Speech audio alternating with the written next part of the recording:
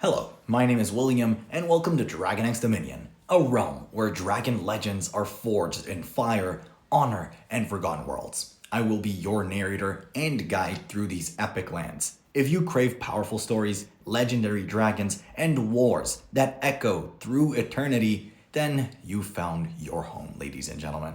So subscribe, and claim your place among these legends. The rubble still smoked when David Reed climbed through the collapsed wall. His medical bag hung heavy on his shoulder, swinging with each careful step over twisted metal and shattered glass. Con 5 had been a diplomatic station once, back when people still believed peace talks could work. Now it was just another graveyard in an 8-year war that nobody seemed to remember starting. David coughed, pulling his shirt over his nose. The air tasted like burnt plastic and regret. He was supposed to be searching for survivors, but 3 hours of digging had turned up only bodies. Human bodies, mostly. The Draconari didn't leave their dead behind if they could help it. Something moved in the corner of the ruined building. David froze, hand dropping to the stunner on his belt. Draconari soldiers sometimes stayed behind to pick off rescue workers. He had seen it happen on Kelver Station last year. But the sound came again, smaller this time. Not a soldier. Something else.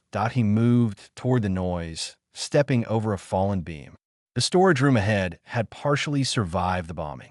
Its walls still stood, though the ceiling sagged dangerously. David pushed open the damaged door and stopped breathing. 3 small shapes huddled in the corner. They were no bigger than house cats, covered in scales that caught the dim light. Dragon hatchlings. Their eyes were closed, their breathing shallow. One was crimson red, another was silver, and the third was emerald green. They trembled against each other, making small whimpering sounds that cut straight through David's chest. He should leave. Command had been clear about non-interference with enemy species. The Draconari were monsters, everyone said. They burned colonies and killed civilians. They had started this war with their greed and aggression, but these weren't soldiers. These were babies. David knelt slowly, setting down his medical bag. The silver one opened its eyes first, revealing pupils that were too large, too frightened. It didn't run. It just stared at him with an expression that needed no translation. Please help us. He found a mother 10 feet away, half buried under debris. She was massive, even in death. Her scales were a deep purple, and one wing stretched out as if she had tried to shield something until her last breath. David looked back at the hatchlings and understood. She had hidden them here, then died, trying to protect them from the bombs. The crimson hatchling made a weak chirping sound. Its breathing rattled wrong. David's hands moved before his brain could stop them. He pulled out his scanner and ran it over each baby. The crimson one had internal bleeding. The silver one was hypothermic. The emerald one had a broken foreleg that had already started swelling. He worked quickly, the way he had been trained. The bleeding stopped with coagulant spray meant for humans, but it worked well enough. He wrapped the emerald one's leg using a splint made from a broken chair leg and medical tape. The silver one needed warmth more than anything, so David pulled off his jacket and bundled all 3 hatchlings together inside it. They didn't fight him. They didn't try to bite or scratch. They just pressed against each other and made those small, heartbreaking sounds. Outside, night was falling fast. Tron 5 had short days and long, freezing nights. The temperature would drop below 0 in a few hours. The station's heat had died with its power core. David looked at the hatchlings, then at the ruins around him. His transport wouldn't arrive until morning. That was standard procedure after bombing runs. Give the area time to stabilize before extraction. He could leave the hatchlings here. They probably wouldn't survive the night, but that wasn't his problem. The Draconari had killed thousands of humans. They deserved whatever came to them. Except these 3 hadn't killed anyone. These 3 hadn't even opened their eyes to the world before it tried to destroy them. David picked up his jacket with all 3 babies inside. They weighed almost nothing. He found a storage room that was more intact than the others, with 3 walls still solid and part of the roof holding. Someone had stored emergency rations here once. A few containers remained, their contents long expired, but the boxes useful as furniture, and he arranged the boxes into a crude shelter, something to block the wind. Then he sat down with his back against the wall and carefully opened his jacket. The three hatchlings stirred, their eyes opening one by one. They looked up at him with expressions he couldn't read. David tucked them against his chest and wrapped his jacket around them all. Their scales were smooth and surprisingly warm now that their body temperatures had stabilized. The crimson one, the smallest, crawled up to press against his heartbeat. The silver one curled at his side. The emerald one, despite its splinted leg, pushed its head under his arm. They fit perfectly in his arms, like puzzle pieces he hadn't known were missing. David leaned his head back against the wall. His radio was dead, smashed during his climb through the debris. His stunner had maybe 2 charges left. He had no food, no water, and no heat source. By every tactical measure, he had just made the stupidest decision of his life. The crimson hatchling made a soft cooing sound and pressed closer. David looked down at 3 tiny dragons sleeping in his arms. Their breathing had steadied. Their trembling had stopped. They trusted him completely, despite everything they should know about humans. Despite the war, despite the bombs that had killed their mother, he felt something shift inside his chest, something he couldn't name. Outside, the night grew colder. Somewhere in the distance, artillery fire lit up the sky. The war continued, uncaring and unstoppable. But here, in this broken room on a shattered world, 3 dragon babies slept peacefully in a human's arms. And for reasons David couldn't explain, that felt more important than anything else in the galaxy. Dawn light crept through the cracks in the walls, painting everything in shades of gray and orange. David woke to the sound of boots on rubble. A lot of boots. His hand went to his stunner, but stopped halfway. The 3 hatchlings were still pressed against him, breathing slowly in sleep. The crimson one had draped itself across his collarbone. The silver one had tucked under his left arm.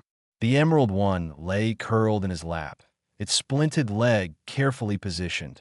The footsteps grew louder. David heard voices speaking in the clicking, melodic language of the Draconari. His translator was broken, hanging uselessly from his belt, but he didn't need it to understand the tone. They were searching for something. The door burst open. 6 Draconari soldiers filled the doorway, weapons raised. They were massive, standing nearly 7 feet tall, with scales that ranged from deep blue to burnished gold. Their eyes glowed faintly in the dim light, and their claws could tear through steel. David didn't move. He couldn't, not without disturbing the babies. The lead soldier stepped forward. She was the largest of the group, with midnight blue scales and 3 parallel scars across her snout. Her weapon, some kind of plasma rifle, was pointed directly at David's head. She barked something in her language, harsh and commanding. David said nothing. He just sat there, 3 dragon hatchlings sleeping peacefully in his arms. The soldier's eyes widened. Her weapon lowered slightly. She said something else, quieter this time, almost uncertain. The other soldiers crowded closer, staring. One of them reached for his own translator and pressed it. The device clicked, then spoke in flat, mechanical English. How do you possess the royal young? Royal? David looked down at the 3 babies. They didn't look royal. They looked like small, vulnerable creatures who had lost their mother. The lead soldier holstered her weapon entirely. She removed her helmet, revealing a face that was strangely expressive despite its reptilian features. Her translator engaged as well. I am General Cirith of the Third Wing. These hatchlings belong to High Matriarch Valessa. We have searched for them through the night. David's throat was dry. Their mother is dead. I found them alone. They were dying. Cirith moved closer, her movements careful and controlled. She knelt to David's level, her glowing eyes fixed on the 3 sleeping babies. You should be afraid of us. You should run. Yet you stay. Why? They needed help, David said simply. I'm a medic. They're dragons. You are human. We are at war. They're babies. Cirith studied him for a long moment. Then she looked at the hatchlings again. The crimson one stirred, making a small sound. It opened one eye, saw David's face, and immediately relaxed back into sleep. Something changed in Cirith's expression. This should not be possible, she said softly. Dragon young bond to their first protector within 3 days of hatching. They bond to the one who makes them feel safe. If they fear you, they cannot sleep. If they distrust you, they cannot rest. She gestured at the 3 peaceful babies. Yet they sleep as if you were their mother. I just kept them warm, David said. You saved them. You held them through the night in a war zone. You protected them when you should have left them to die. Sirith stood, her posture shifting into something formal. In our culture, this bond is sacred. We call it Heart Guardian. It cannot be undone. These hatchlings have chosen you. David felt his stomach drop. I didn't mean to. Intention does not matter. The bond is complete. Look, the emerald hatchling had woken. It saw Sirith and the other Draconari soldiers and made a frightened chirping sound. It pressed harder against David, seeking safety. The silver one woke next, its eyes darting between the soldiers with obvious fear. The crimson one, still the smallest, began to whimper. David instinctively tightened his arms around them, making soothing sounds. It's okay. You're safe. I've got you. All 3 calmed immediately. They didn't take their eyes off the Draconari soldiers, but they stopped whimpering. They trusted David completely. Sirith switched to her own language, speaking to her soldiers. They argued briefly, their voices rising. One soldier gestured angrily at David. Another pointed to the hatchlings. The debate went on for several minutes before Sirith raised one clawed hand for silence. She turned back to David. My soldiers believe I should execute you and take the hatchlings home. They believe the young will forget you in time and bond with proper Draconari caretakers. David's arms tightened protectively. The hatchlings sensed his tension and pressed closer. But I know they are wrong, Sirith continued. A heart guardian bond this strong cannot be broken. To separate you from these young would damage them beyond repair. They are not just any hatchlings. They are the future of our people. High Matriarch Valessa was our greatest leader. These are her only children, her legacy. They are royalty, the next generation of our ruling line. What are you saying? David asked. You will come with us to Drakkar, our homeworld. You will bring the hatchlings. You will stand before the Council of Elders and explain how a human enemy became heart guardian to our most precious young. Sirith's expression was unreadable. They will likely execute you anyway, but you'll have the chance to speak. That is more than most prisoners receive. David looked down at the 3 babies in his arms. The crimson one nuzzled against his neck. The silver one had wrapped its tail around his wrist. The emerald one was purring, a sound like distant thunder. He thought about his squad, probably wondering where he was. He thought about his family back on Earth, who might never know what happened to him. He thought about the war, the hatred, the years of violence that had consumed entire worlds. Then he looked at 3 tiny faces staring up at him with absolute trust. Okay, David said quietly. I'll come. Sirith nodded once, sharply. Then we leave now. The hatchlings need proper medical care, and you need rest. Can you walk? David stood carefully, keeping the 3 babies secure against his chest. His legs ached and his back screamed from sleeping against a wall, but he nodded. The Draconari soldiers formed up around him, not quite a guard and not quite an escort. Sirith led the way through the rubble, toward a landing area where their ship waited. David followed, carrying 3 dragon babies who had changed everything without speaking a single word. The Draconari homeworld looked like fire frozen in stone. Mountains rose in jagged peaks that glowed red and orange in the light of twin suns. Rivers of what appeared to be molten glass wound through valleys filled with crystalline forests. Cities clung to cliff sides, their architecture all sharp angles and sweeping curves that mimicked dragon wings. David saw it all through the window of his cell. It was a nice cell as far as prisons went. Soft sleeping platform, running water, even a small garden visible through an energy barrier. But it was still a cell, and the guards outside still carried weapons. The 3 hatchlings didn't care about the guards. They were too busy exploring every corner of their new space, chirping excitedly at each discovery. The Crimson One, Ruby as David had started calling her in his head, had found a heat vent and was lying spread out on it like a cat in sunshine. Sterling, the silver hatchling, was trying to climb the walls with limited success. Forrest, the Emerald One, was attempting to dig in the small garden despite his splinted leg. A door David hadn't noticed slid open. Two Draconari entered, neither wearing military armor. The first was elderly, her scales faded to pale gray, her movements slow but precise. The second was younger, deep green in color, carrying what looked like medical equipment. The elderly one spoke, her translator clear and crisp. "I'm Elder Physician Taurus. This is my apprentice, Shun. We are here to examine the royal young. You will not interfere." David stood, positioning himself near the hatchlings. "They don't like being separated from me." So General Sirith reported. "We shall see." Taurus approached Ruby first. The moment she reached for the crimson hatchling, Ruby squealed and scrambled away, running straight to David. She climbed up his leg with impressive speed for something so small, digging her claws into his pants until she could press against his chest. Sterling and Forrest immediately abandoned their activities and rushed over as well, all three trying to hide behind or climb on David at the same time. Taurus frowned. Shun looked surprised. "Perhaps if you held them while we examined," Taurus suggested, her tone less commanding now. David sat down on the floor, arranging the three hatchlings in his lap. They calmed immediately, though they watched the two Draconari with nervous eyes. "Okay, go ahead." What followed was the strangest medical examination David had ever witnessed. Taurus and Shun used devices that hummed and glowed, scanning each hatchling from multiple angles. They took tiny blood samples that made the babies squeak in protest. They checked scales, claws, wing buds, and tails. Through it all, David held them and murmured reassurances, and the hatchlings tolerated procedures they would have fought against from anyone else. Finally, Taurus sat back. She and Shun spoke in their own language for several minutes, their expressions grave. Then Taurus turned to David. "The bond is complete and genuine. These young have imprinted on you as their heart guardian. This typically happens within 72 hours of hatching.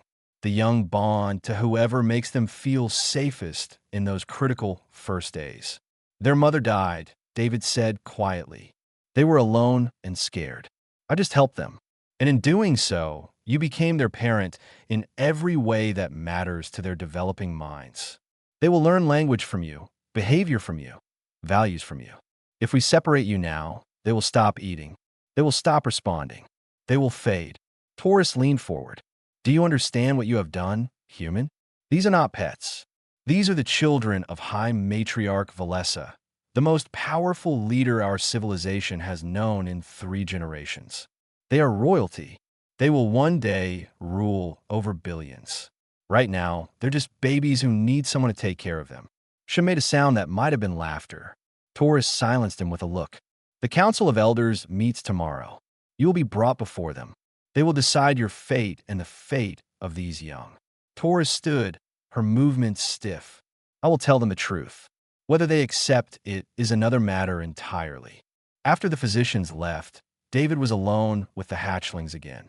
Ruby had fallen asleep in his lap, her tiny sides rising and falling in perfect rhythm. Sterling was grooming Forrest's scales, carefully working around the splint. They made small humming sounds to each other, a kind of dragon song. Hours passed. Food arrived through a slot in the wall, bland but edible. David tried to feed the hatchlings, but they refused everything until he ate first. Only then did they accept small pieces of meat that Shun had left specifically for them. Night fell, and the twin suns set in a display of purple and gold that painted the entire cell in strange colors. The hatchlings grew drowsy. Instinctively moving closer to David for warmth and safety, he lay down on the sleeping platform with all 3 arranged on and around him, just like that first night in the ruins. Ruby on his chest, Sterling tucked against his side, Forrest curled in the crook of his arm. Tomorrow, the council would decide if he lived or died. Tomorrow, he would face leaders who had every reason to hate humans and everything they represented. Tomorrow, the weight of an entire civilization's future would rest on whatever words he could find to justify the unjustifiable. But tonight, 3 dragon babies slept peacefully in his arms. Tonight, there was no war, no hatred, no impossible political situations. There was just warmth and small heartbeats and the sound of contented purring. David closed his eyes and held them close. Whatever came next, at least he had given them this. Safety, comfort, someone who cared whether they lived or died. Maybe, in the end, that was enough. Forrest yawned, showing tiny rows of teeth that would one day be formidable weapons. Sterling stretched, wings spreading barely an inch before folding back down. Ruby made a small cooing sound and pressed her face against David's neck. He felt that same shift in his chest again, that nameless feeling from the ruined station. It had grown stronger. It had become something solid and unmovable. Love. That's what it was. He loved these three small creatures with a fierceness that surprised him. And somehow, impossibly, they loved him back. Tomorrow could bring whatever it wanted. Tonight, that was everything. The council chamber was carved from a single massive crystal that caught light and split it into 1,000 colors. 12 Draconari elders sat in a semicircle, each one ancient beyond measure, their scales dulled by centuries of life. Their eyes glowed brighter than younger dragons, as if age had concentrated their inner fire. David stood in the center of the chamber, 3 hatchlings clinging to him like he was the only solid thing in the universe. Ruby sat on his shoulder, her tail wrapped around his neck. Sterling pressed against his leg, occasionally peeking out at the assembled elders. Forrest, despite his healing leg, had climbed up David's back and was peering over his other shoulder. The chamber was packed with observers. Draconari of every color filled the galleries, watching in absolute silence. David recognized General Sirith standing near the back, her expression unreadable. The eldest of the council, a massive dragon whose scales had gone nearly white, spoke first. His voice rumbled like distant thunder. I'm Elder Prime Rothis. We gather to address an impossible situation. The royal young, children of our beloved High Matriarch Valessa, have bonded to a human, an enemy, a member of the species that has killed thousands of our people. David felt Ruby tighten her grip on his shoulder. He reached up and gently stroked her back, feeling her relax slightly. Elder Physician Taurus has confirmed the bond is genuine and cannot be broken without harming the young. Yet we cannot allow a human to raise our future leaders. The very idea is absurd, dangerous, unacceptable. Rothis leaned forward. Human, you will speak. Explain why we should not execute you and find another way to care for these young. David took a deep breath. 3 pairs of eyes looked up at him, trusting him completely. He thought about what he could say. Political arguments? Appeals to mercy? Threats of retaliation from human forces? None of it felt right. None of it mattered. I found them dying, David said simply. Their mother had hidden them, tried to protect them from bombs that humans dropped. She failed, not because she wasn't strong enough or brave enough, but because bombs don't care about mothers trying to save their babies. The council remained silent. I'm a medic. I was trained to save lives, regardless of whose lives they are. When I saw them, I didn't see enemy dragons or royal heirs or political problems. I saw 3 babies who were going to die if nobody helped them. David's voice grew stronger. So I helped them. I treated their injuries. I kept them warm through the night. I held them and made them feel safe because that's what they needed. You are human, one of the other elders said, her voice sharp. Your people have shown us only violence and hatred. How can you claim compassion? Because humans aren't one thing, David replied. Just like Draconari aren't one thing. We're all individuals making choices every single day. Some choose violence. Some choose hatred. But some of us choose something else. Sterling made a small chirping sound. Several elders glanced at the hatchling, their expressions softening almost imperceptibly. You have bonded to our royal young, but you know nothing of our culture, our history, our values, another elder argued. How can you raise them properly? I can't, David admitted. The council stirred, surprised by his honesty. I don't know your culture. I don't know your traditions. I don't speak your language except through translators. But I know how to keep them safe. I know how to make them feel loved. And I'm willing to learn everything else. This is unprecedented, Rothis said. No human has ever been permitted on Drakkar, except as a prisoner. You ask us to trust you with our most precious children while your people continue to wage war against us. Then, maybe we should ask why we're at war in the first place."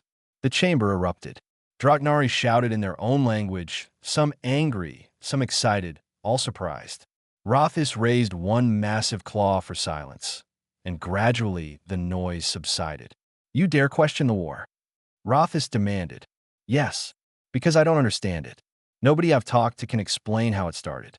Something about mining rights and territorial disputes and escalating incidents. But when did it become about killing each other's children? When did it become about bombing diplomatic stations and refugee ships? When did we forget that we're fighting people, not monsters?" David felt Forrest shift on his back, small claws digging in slightly for balance. He continued, his voice quieter now, but somehow more powerful. "These three babies don't care about mining rights. They don't care about politics or territory or who started what. They care about being fed, being warm, and being safe. They trust me because I gave them those things when they needed them most. If a human and three dragon babies can trust each other in the middle of a war, maybe the problem isn't trust. Maybe the problem is that we stop trying." Ruby climbed down from his shoulder and settled in his arms, looking out at the assembled council.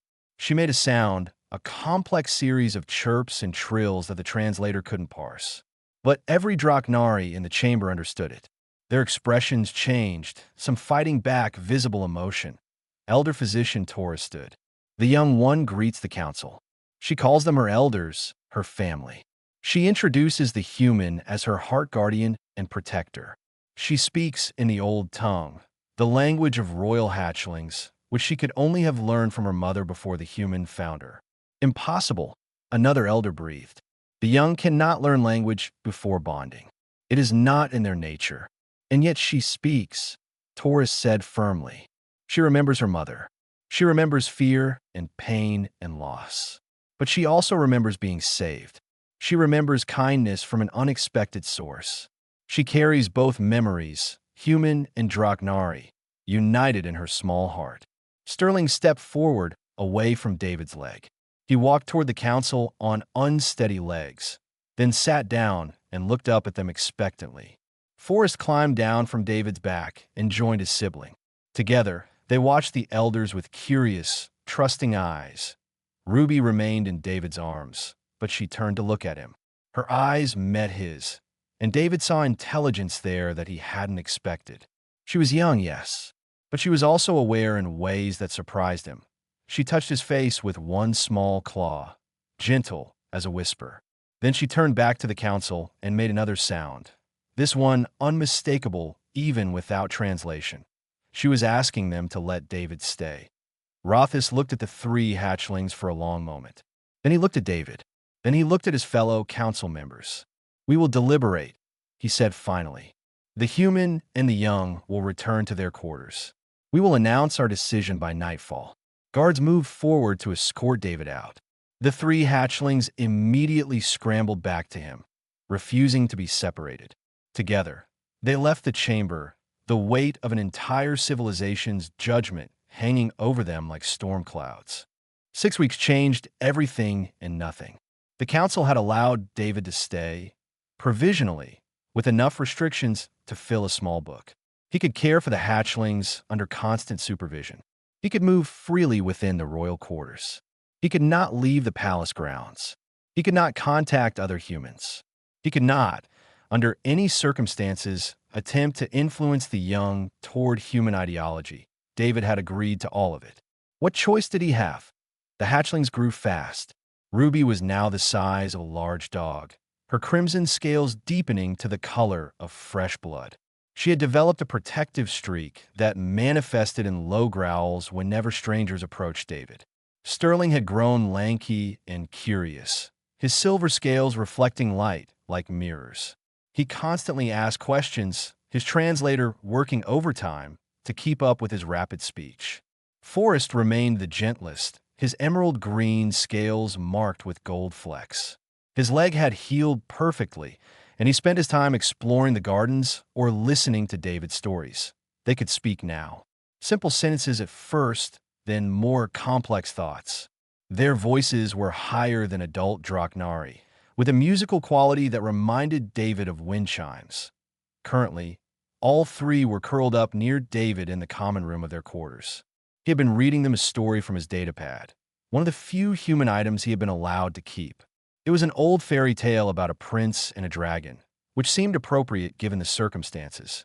Ruby yawned, showing teeth that had grown considerably sharper.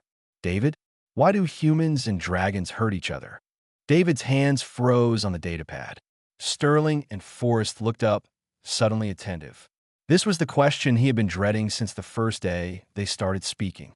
That's complicated, David said slowly. You say that when you don't want to answer, Sterling observed. The little silver dragon was too clever by half. No, I say that when the answer isn't simple. David set down the datapad. A long time ago, humans and Draconari both wanted the same resources from the same places. Neither side wanted to share.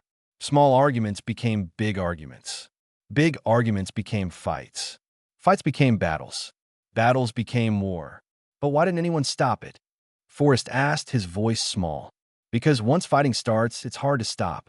Each side hurts the other, and that hurt turns into anger. Anger turns into hatred. Hatred makes people forget why they started fighting in the first place. They only remember that the other side is the enemy. Ruby pressed closer to David. Are we enemies? No, David said firmly. You're my family, but you're human. We're dragons. The council says humans are enemies, Sterling pointed out. David pulled all three hatchlings closer. This was the moment that would define everything. He could lie, could give them the comfortable answer, or he could give them the truth. The council is wrong. Not about everything, but about this. You're not my enemies. You never were. You're three people who needed help, and I was able to give it. That's all that should matter. But what about all the other humans and dragons? Forrest asked, are they all enemies? They don't have to be, but right now most of them think they are. That's the problem. The hatchlings fell silent, processing this. Ruby suddenly sat up straighter. Then we should tell them they're wrong. It's not that simple. You always say that, Sterling complained. But maybe it is that simple. Maybe everyone just needs to stop and think about why they're fighting. Adults don't listen to children, David said gently. They should, Forrest said firmly. Children ask better questions. David couldn't argue with that logic. The next morning, David woke to find the hatchlings missing. Panic flooded through him until he heard voices from the communications room. He rushed in to find all three sitting in front of the holographic display, which was connected to both human and Draconari news networks. What are you doing? David demanded, telling everyone they're wrong. Ruby said matter-of-factly. Sterling manipulated the controls with surprising skill. We recorded a message. We're sending it everywhere. All the news channels, all the military frequencies, everything. You can't just, David started, but Forrest interrupted. Watch. The hologram activated, showing the three hatchlings sitting together. Ruby spoke first, her voice clear and steady. Hello, my name is Ruby. These are my siblings, Sterling and Forrest. Our mother was High Matriarch Valessa. She died in the war. We almost died too, but a human saved us. His name is David, and he's our heart guardian. He's our family. Sterling continued. Everyone says humans and dragons are enemies. But David isn't our enemy. He feeds us and tells us stories and keeps us safe. He's kind and gentle and brave. So if humans could be like David and dragons could be like our mother who tried to protect us, then maybe everyone else is wrong about enemies. Forrest finished. We're children, so maybe you won't listen. But we have a question nobody has answered well. Why are you all still fighting? Can someone explain it to us in a way that makes sense? Because David tried, and even he couldn't make it sound right. The recording ended. David stared at the three hatchlings, torn between pride and terror. Do you understand what you just done? We asked a question. Ruby said simply. Adults should be able to answer children's questions. If they can't, maybe the question is more important than they want to admit. Within hours, the message had spread across both human and Draconari space. David's quarters were suddenly filled with council members, military leaders, and media representatives. General Sirith arrived with a full security detail, her expression grim. But something unexpected was happening. The message was resonating. Human soldiers were posting responses, admitting they didn't know why they were still fighting. Draconari civilians were demanding answers from their leaders. The question spread like wildfire. Why are we still fighting? Can you explain it to children? Nobody could. Oh, they tried. Politicians gave long speeches about honor and territory and historical grievances. Military commanders talked about strategic necessity and protecting their people. Diplomats referenced trade agreements and broken treaties. But none of it sounded convincing when delivered in response to three dragon babies asking a simple question that a week later, human leadership requested a holographic conference with the Draconari Council. David was ordered to attend, bringing the hatchlings. He sat in a chair while Ruby, Sterling, and Forrest arranged themselves around him, watching the proceedings with wide eyes. The human admiral on the screen was a hard-faced woman named Richardson. She had led fleets into battle for 6 years. She had lost thousands of soldiers under her command. She looked at the three hatchlings for a long moment before speaking. "You asked why we're still fighting," she said quietly. "I've been asking myself the same question since I watched your message. I don't have a good answer. I have reasons, but they're not good ones. Not good enough to justify what we've all become." A Draconari general, old and scarred, spoke next. "The young ones have asked what we old ones have been too proud to ask ourselves. We fight because we have always fought. We fight because stopping feels like admitting we were wrong. We fight because we don't know how to do anything else anymore." Sterling raised one small claw. "That's a bad reason." "Yes," the general agreed. "It is." Ruby looked up at David. "Can we fix it?" David thought about impossible questions and simple truths. He thought about three dragon babies who had changed his life simply by trusting him. He thought about how sometimes the bravest thing wasn't fighting, but stopping. "Maybe," he said, "but everyone has to want to fix it." Forrest stood up and looked at all the assembled leaders, human and Draconari alike. "Do you want to fix it?" The silence that followed was deafening. Then, slowly, one by one, they nodded. Peace talks were scheduled for neutral ground on Turan 5, the same world where David had found the hatchlings. It felt symbolic, returning to the place where everything had changed. But not everyone wanted peace. Not everyone was ready to let go of years of hatred and violence. The attack came during a public ceremony 3 days before the official negotiations. David had been asked to speak, to tell his story to representatives from both sides. The hatchlings, now nearly the size of adult humans, stood with him on the platform. Ruby, Sterling, and Forrest had become symbols of hope, their images broadcast across both civilizations. David never saw the shooter. He heard the discharge of an energy weapon, felt the sudden heat, and then Ruby was there, moving faster than he thought possible. Her wings spread out, scales hardening in an instant, deflecting the blast that would have killed him. The second shot hit Sterling, who had moved to cover the Draconari delegates.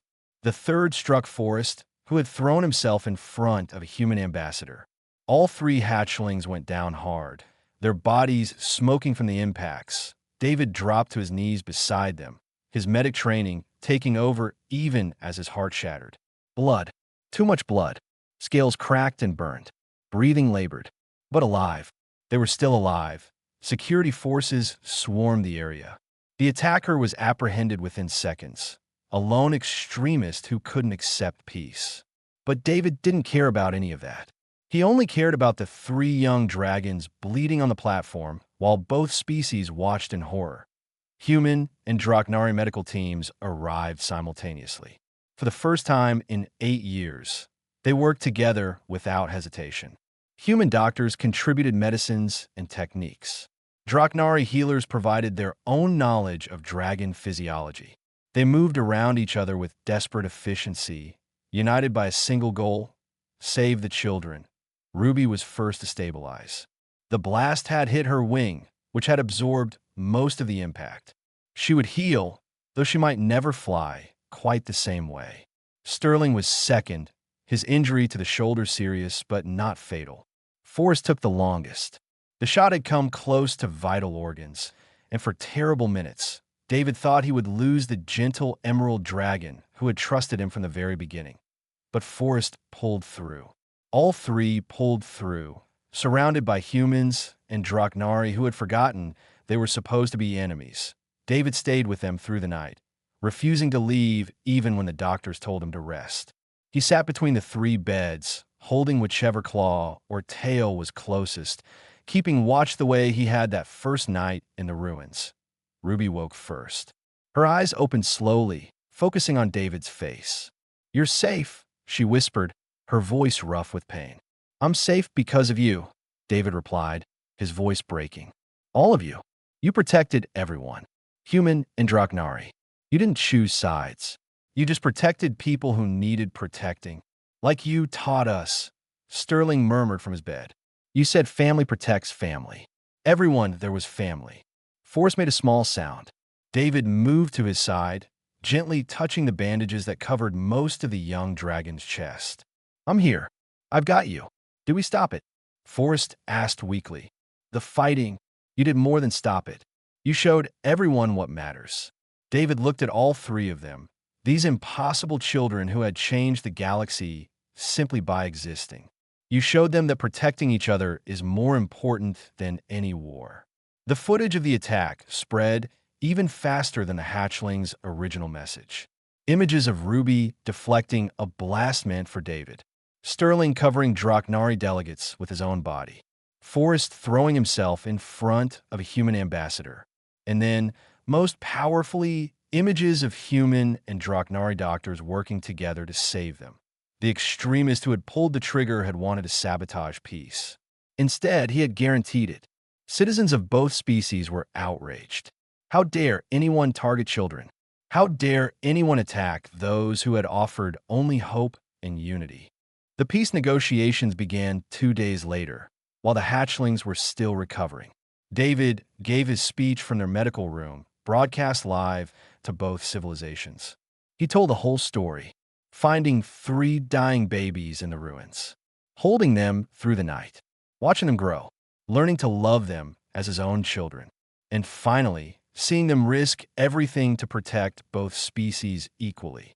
"That night on Turan 5, I made a choice," David said, looking directly into the camera. "I chose to see 3 babies who needed help instead of 3 enemies. They made the same choice, trusting a human when everything in their short lives should have taught them to fear us. And that choice, repeated over and over in small moments of kindness and trust, changed everything." He gestured to the 3 dragons sleeping peacefully in their medical beds. These 3 didn't end the war by being powerful or clever or political.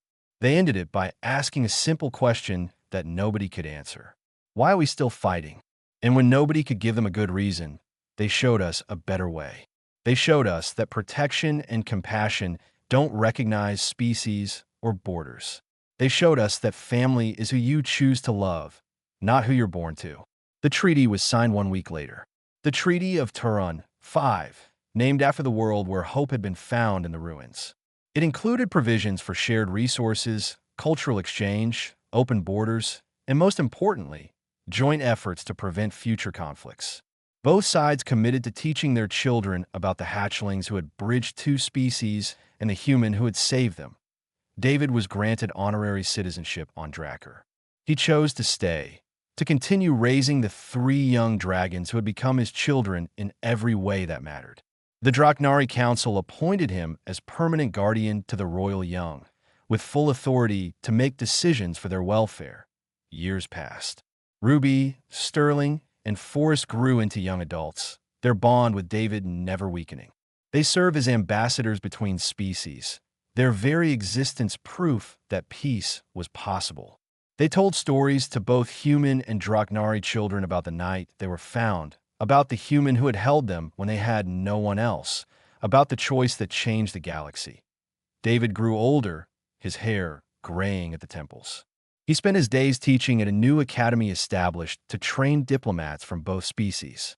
His students were human and Draconari, learning together, eating together, becoming friends. Everything he had once thought impossible had become normal. One evening, David sat in a garden on Drakkar, watching three young dragons play with a group of children. Human and Draconari kids ran together, their laughter mixing in the warm air. Ruby was teaching them to climb. Sterling was answering an endless stream of questions about dragon culture.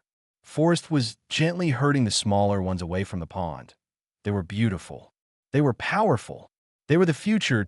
A young Draconari girl, no more than 6, approached David. "Are you really the human who saved them?" she asked shyly. "I'm the human who found them," David corrected gently. "They saved themselves. They saved all of us, really." "How?"